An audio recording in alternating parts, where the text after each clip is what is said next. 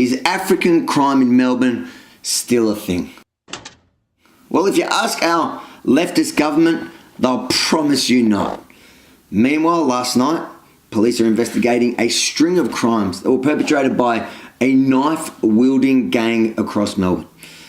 Southern and western suburbs were hit. A group of 4 men of African in appearance are believed to have been responsible for the string of aggravated burglaries and carjackings across our city. Here's how the events are believed to have unfolded. The gang's crime spree reportedly began with an aggravated burglary in an East Bentley home at about 8:40 p.m. last night. A 39-year-old man and 32-year-old woman were bashed and robbed. The African gang fled with their jewellery, computers, handbags and a black BMW.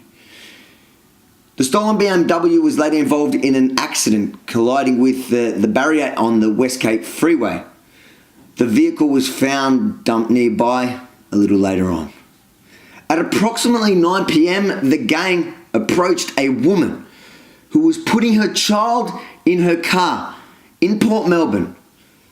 The woman was threatened with a knife and the intruders fled with her 2012 Hyundai i30. A woman putting her child in her car.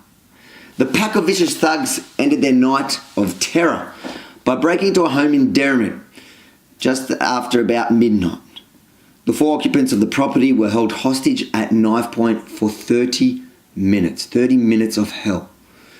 One of the occupants, a 65-year-old man, 65, is believed to have been beaten by one of the intruders. The occupants dumped the Hyundai i30 they stole from Port Melbourne and made off with a grey 2010 Mercedes sedan and a black 2015 Honda HR-V. The 2 vehicles are still missing, and guess what? The African gang remains on the run. So again, is African crime still a thing in Melbourne? Let's be honest.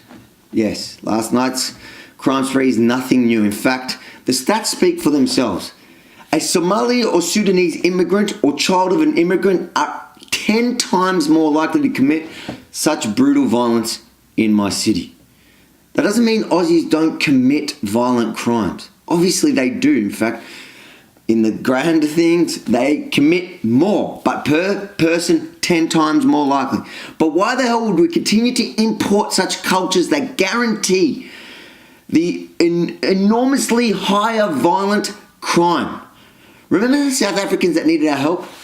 From the 200,000 South Africans we have living here already, I've never heard a similar story.